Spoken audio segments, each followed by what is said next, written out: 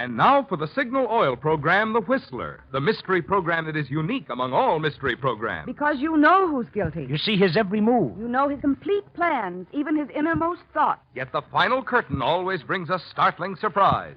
In the Signal Oil program, The Whistler.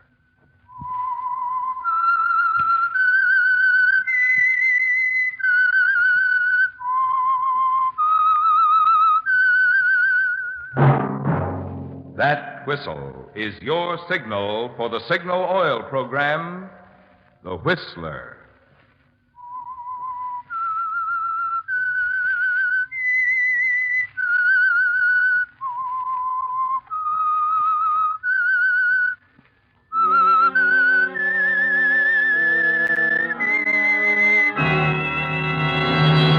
I am the Whistler, and I know many things, for I walk by night. I know many strange tales hidden in the hearts of men and women who have stepped into the shadows. Yes, I know the nameless terrors of which they dare not speak. Yes, friends, it's the Whistler for tops in entertainment. And for the tops in gasoline quality, it's Signal. It takes extra quality, you know, to give you extra mileage. And Signal is the famous Go Farther gasoline. So look for the Signal circle sign in yellow and black that identifies friendly independent signal stations from Canada to Mexico. And now the Whistler's strange story. Uncle Ben's Widow.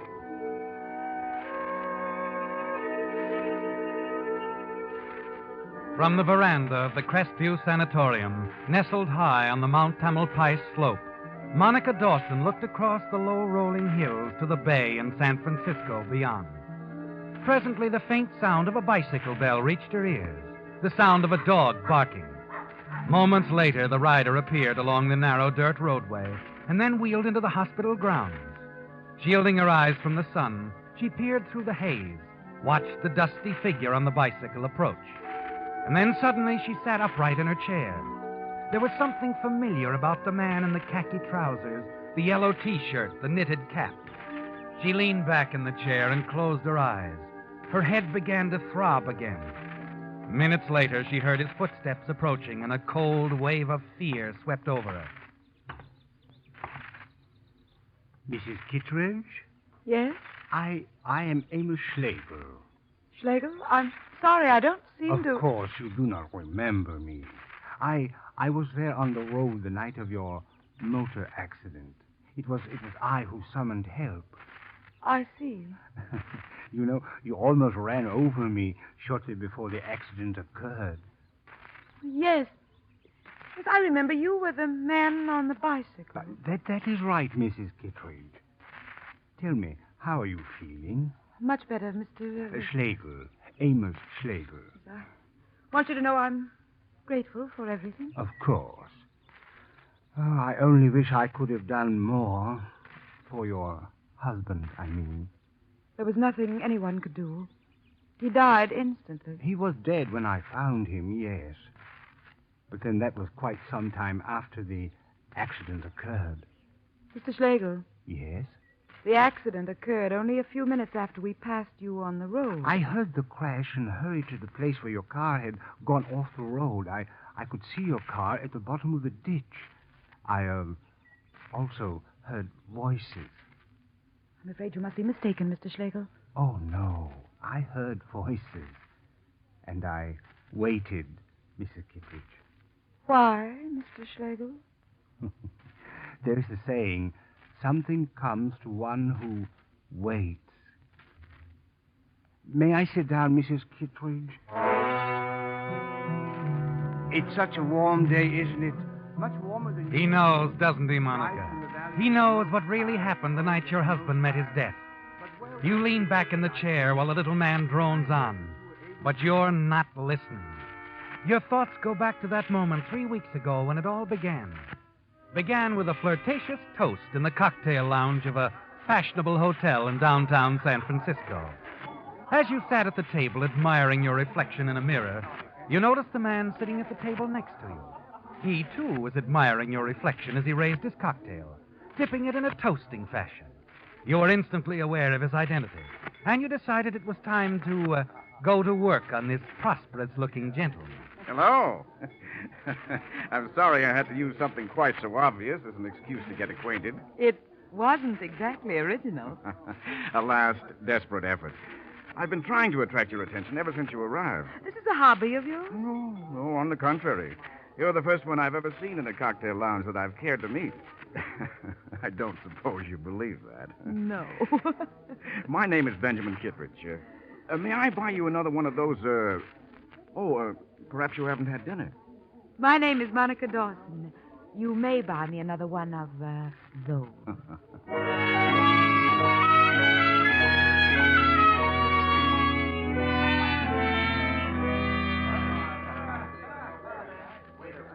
Made up your mind about dessert, Monica?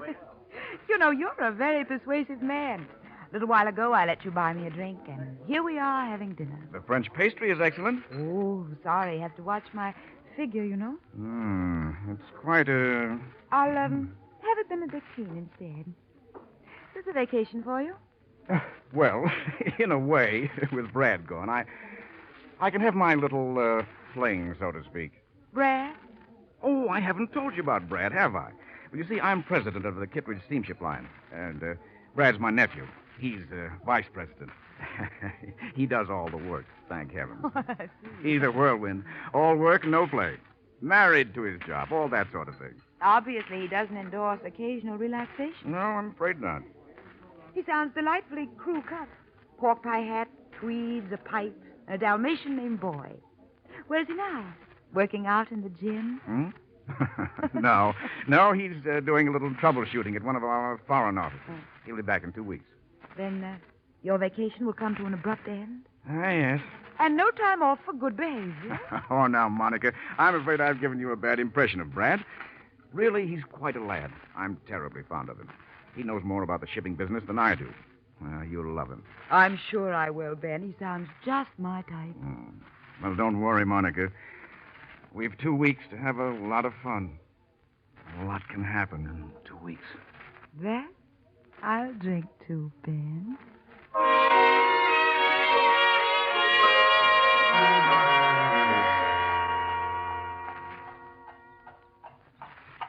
Well, this was a wonderful idea, Monica. Wonderful. Haven't you ever taken a handsome ride through the park before, darling? Nope, never occurred to me. Monica, the last 2 weeks with you have been wonderful. Do you realize our wonderful time's just about over? Your Brad will be back in a few days. Yes. Have you really been happy with me, honey? Of course I have. Monica. Yes, darling? Monica, would you marry me? Ben. Would you, Monica? Well, I don't know. We could start making plans right now. Be married the day Brad gets back. Would we have to wait for Brad? You mean you'll... Oh, Monty. I've loved you since the day we met. But I never dreamed you'd ever consider marrying me. Well, I haven't said yes, darling. Well, Brad will be home by the end of the week. He can be my best man. Why couldn't we get married right away and surprise him? Well, I don't know. He'd feel bad about it. I really should tell him first. You're afraid of Brad, aren't you? Oh, that isn't it at all, Monica. I just want to do the right thing. But you really don't Perhaps believe we that better I... forget the whole thing, Ben. Brad probably wouldn't approve of me anyway. Now, look, Monica. I don't give a whoop whether Brad approves or not. It's none of his business. You'd marry me even if he tried to stop you? He'll have nothing to say about it. I can make my own decisions. We're getting married right away.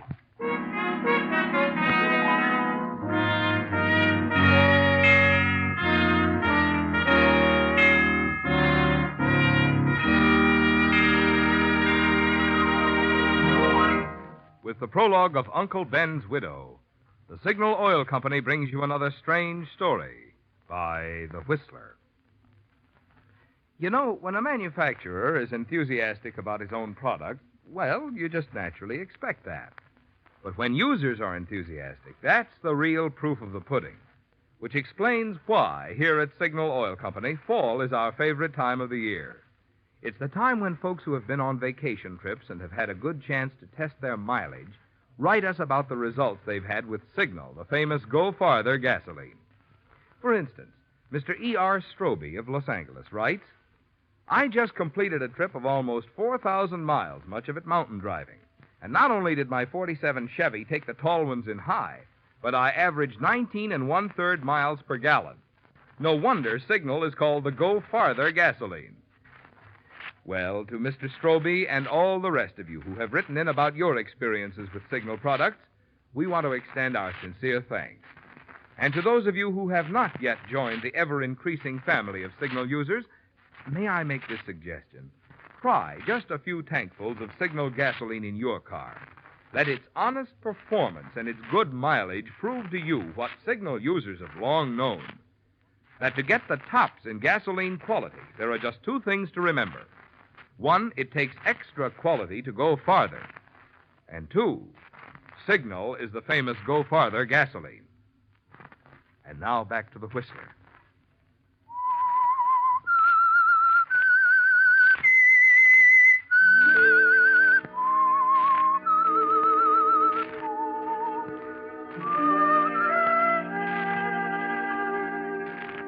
It was easy for you to make Ben Kittredge fall in love with you, wasn't it, Monica? It was like playing a dull game of charades with Ben never guessing that your only interest in him ended with the Kittredge fortune. Yes, it was all so easy to marry Ben. However, you're a little worried about Brad, aren't you? And that night, as you sit across the table from Brad at a dinner party Ben is giving in honor of his return, you wonder what Brad really thinks of his new aunt. How about another drink, Brad? Why not? This is a celebration. A double celebration. Order the drinks, will you, Uncle Ben? Monica and I are going to have this dance. We are. Well, that is, if Uncle Ben doesn't mind. Mind? Of course not. Run along, you two. My. Excuse us, will you, please?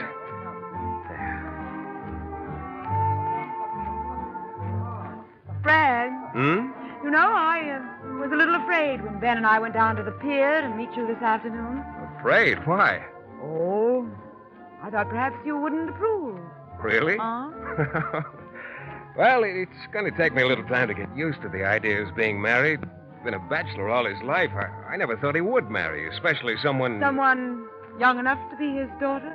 I was going to say someone as beautiful as you, Monica. Was it difficult for you to say that, Brad? No.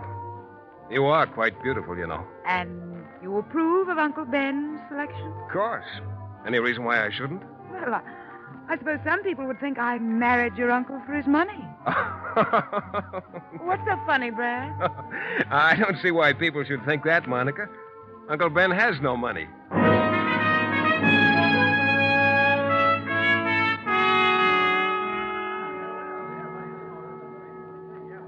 Having a nice time, Monty? Wonderful, just wonderful. Where'd Brad wander off to? Oh, we ran into some friend of his over there at that table. Ben, What do you think of Brad? Nice, very nice. Ah, you've charmed him completely. But I'm afraid you won't have a chance to get better acquainted for a while. He's off on another trip to Central America in a few weeks. Ben, why didn't you tell me the Kittredge Steamship Company was floundering? Floundering? Where did you get that idea? Brad? Well, he didn't say it that way exactly, but he did say you have no money. Darling, the steamship company is worth approximately $12 million. Brad was probably referring to my personal fortune, or I should say, lack of it. Lack of it? What do you call $12 million? Well, that money isn't mine. It's a fortune that's been handed down from one generation to the next in our family. I merely manipulate the money in the interest of the firm. But don't you have any money of your own? Very little.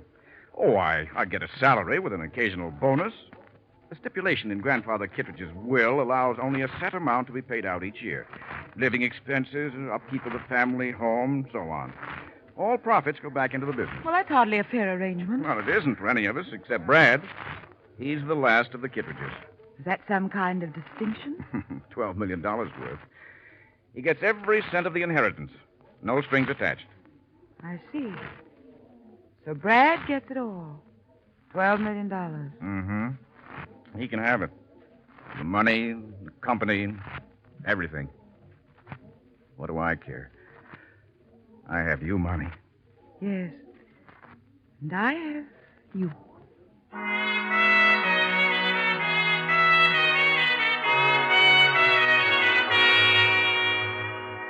You've made a mistake, haven't you, Monica? Brad's the one you should have married. Yes, it was a bad mistake. During the weeks that follow, you managed to see quite a bit of Brad. And then one evening, as you return from a dinner party in San Francisco with Ben, a tailor-made opportunity presents itself. Ben, must you drive so fast? These mountain roads are dangerous, and you've been drinking too much. I don't see why you insisted on coming this way. It's a shortcut, Monty. When we reach the signal oil station at the bottom of the grade, we'll turn into the main highway. Well, be careful. There's a man on a bicycle up there. I see him. For heaven's sakes, will you slow down? You almost hit him. No, Monty, I know this road like my own pocket. Come on, give me a kiss, huh? Oh, stop it, Ben. Watch the road. Oh, come on, Monty. One little kiss. Ben, watch where you're going. There's a curve ahead. Ben, look out!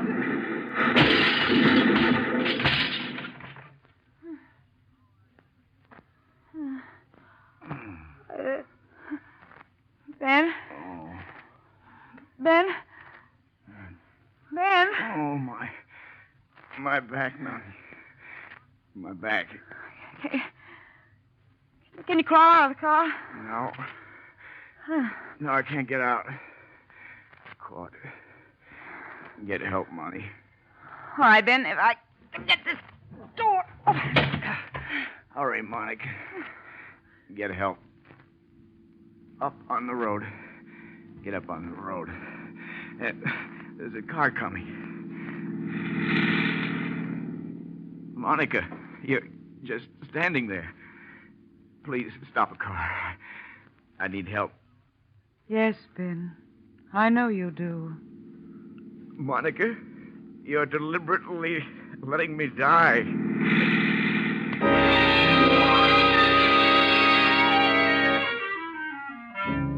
For a long time, you stand there, motionless, staring at your husband pinned beneath the car, listening to him beg for help. Finally, he stops calling you.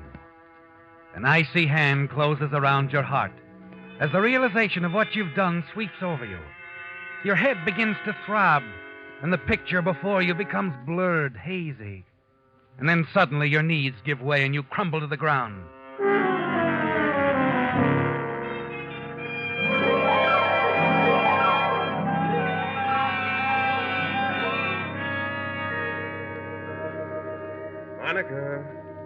Monica. Hmm? What? Oh. Brad? Brad, where? How do you feel? Oh. All right, I'm sort of tired and sleepy. You practically slept the clock around. Oh. Brad, what am I doing here? You're at Crestview Sanatorium. They brought you here last night after the accident. Accident? You were pretty well shaken up. But everything's going to be all right, Monica. All you need's a little rest. The accident. Ben. Where's Ben? Now, Monica, please don't. Where is he, Brad? Where is he? He's dead. Dead. Oh, no. No.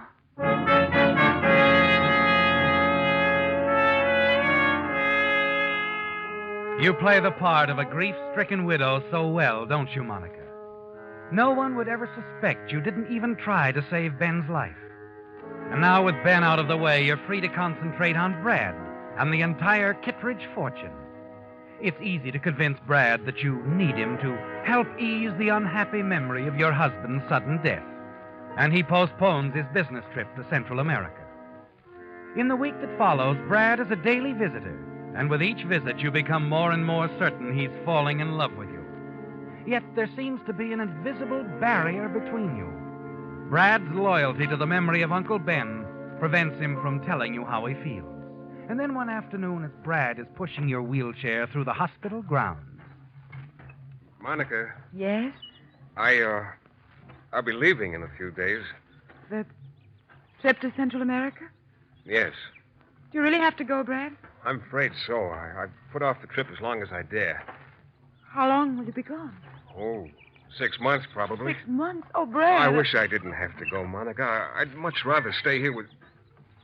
Well, there are so many things to do here at the main office since Uncle Ben... Yes, I know. This is far enough, Brad. I think I'd like to walk a little now.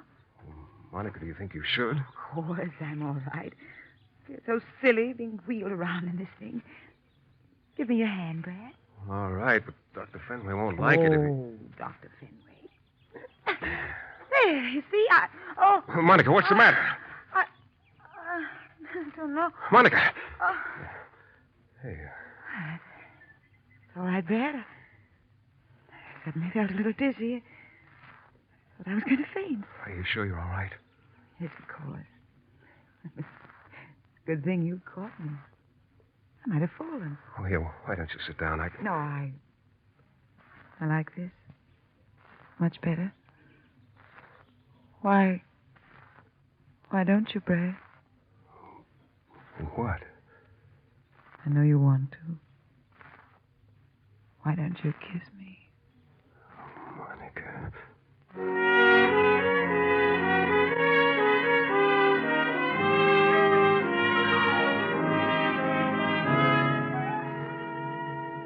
A moment later, you watch Brad as he turns and hurries away. You've finally broken through the barrier, haven't you, Monica? Yes. The rest of the way will be easy. But you haven't much time if Brad is to sail to Central America in a few days. As you continue your stroll, you plan your next move.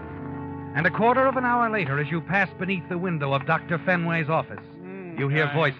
Brad's and Dr. Fenway. You mean. Don't worry, Mr. Kittredge. I'll take care of everything. Well, you understand how I feel about this, Doctor, but it's of utmost importance that I sail for Central America. I've already made arrangements to leave tonight. I understand. Thank you, Doctor. You'll talk with her in the morning? Yes, I'll explain everything to her then.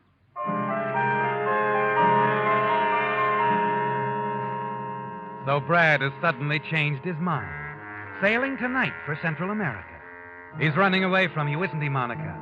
After that tender little scene on the veranda, when he held you in his arms, kissed you. He's afraid to see you again, afraid because he's in love with Uncle Ben's widow. Quickly, you hurry back to the veranda. And as you do, a reckless plan begins to take shape in your mind. But then you'll have to be reckless if you want to trap Brad and the Kittredge fortune, won't you, Monica?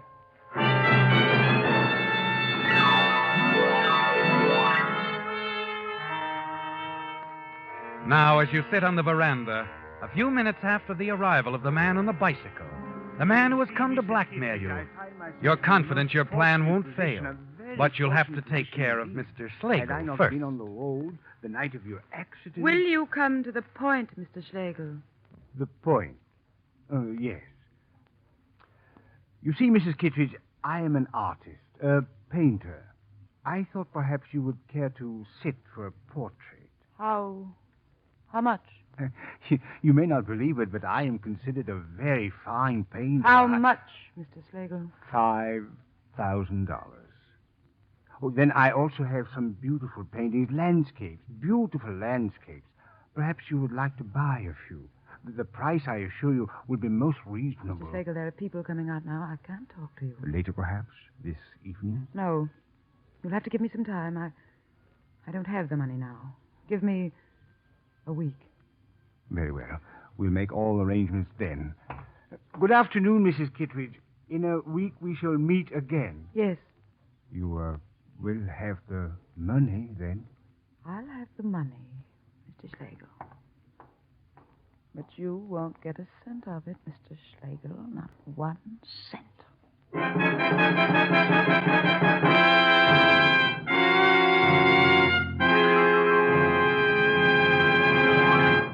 The Whistler will return in just a moment with a strange ending to tonight's story. But now, since the hot weather that we usually have at this season tends to make ordinary motor oils break down and cause carbon, wear, and corrosion, I thought this would be a good time to tell you about an improved type motor oil, specifically designed to protect your motor against these abuses. It's Signal Premium Compounded Motor Oil, the finest lubricant ever offered by the makers of Signal, the famous Go Farther gasoline.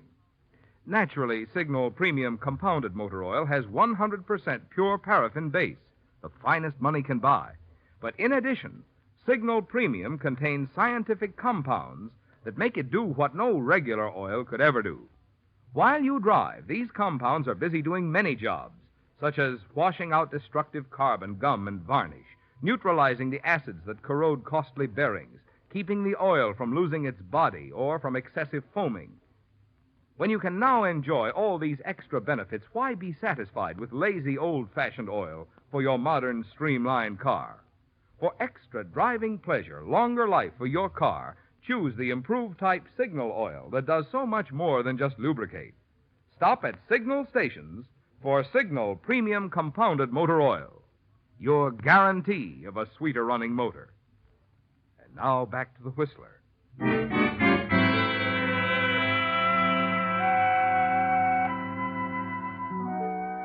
3 days out of San Francisco, the freighter Isham Kittredge plowed through heavy seas, a few hundred miles off the coast of Central America. It was a simple matter, wasn't it, Monica? With your position as a member of the Kittredge clan, to persuade Captain Driscoll to let you hide aboard, to surprise your beloved nephew Brad when the ship was several days out at sea. And now it's too late for Brad to do anything when he discovers you're on board. A few minutes later, you slip into his cabin to wait. You're not worried about Slagle anymore, are you, Monica? No. Once Brad is yours, completely yours, you know he'll stand by you. You're certain he won't believe Slagle's story, should the little man decide to make trouble. A quarter of an hour goes by as you wait in Brad's cabin, and then you hear voices outside. Care to join me in a nightcap, Mr. Kittredge? Oh, thanks, Captain, but I think I'll turn in. Oh, by the way, I'm expecting an important radiogram. Will you instruct the steward to awaken me when it arrives? All right, sir. Good night. Good night, Captain. Hello, Brad. Monica! Oh, now, darling. Don't act as though you've seen a ghost. Monica, you shouldn't be here. Why not? I think it's a splendid idea. I just couldn't stand that sanatorium another minute. You didn't see Dr. Fenway before you... Oh, we wouldn't have approved, I'm sure. Monica, why did you wait so long to let me know you were on board? Oh, I had to, darling. Had to wait till we were out far enough so you couldn't send me back. Now, we're miles at sea. 3 days at least from the nearest port. It's too late for you to do anything. Yes.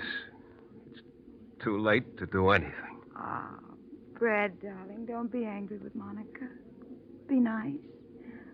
I've such a horrible headache. I just couldn't bear it if Oh, you weren't Monica, nice. you don't understand. The afternoon before I sailed, I had a talk with Dr. Fenway.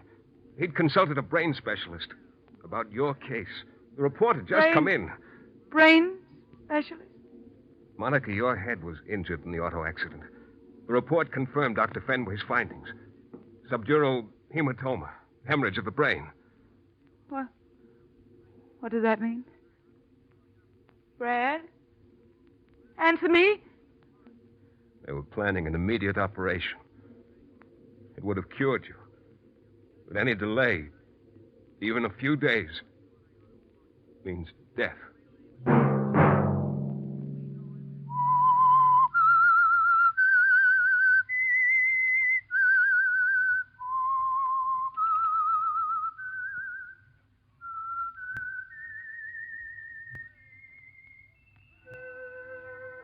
Let that whistle be your signal for the Signal Oil program, The Whistler, each Wednesday night at this same time. Brought to you by the Signal Oil Company, marketers of Signal gasoline and motor oil and fine quality automotive accessories. Signal has asked me to remind you, to get the most driving pleasure, drive at sensible speeds, be courteous, and obey traffic regulations. It may save a life, possibly your own. Featured in tonight's story were Betty Lou Gerson, Theodore Von Eltz, and Jeff Chandler. The Whistler was produced and directed by George W. Allen, with story by Jim Lehner and music by Wilbur Hatch, and was transmitted to our troops overseas by the Armed Forces Radio Service. Remember, at the same time next Wednesday, another strange tale by The Whistler. Marvin Miller speaking. This is CBS, the Columbia Broadcasting System.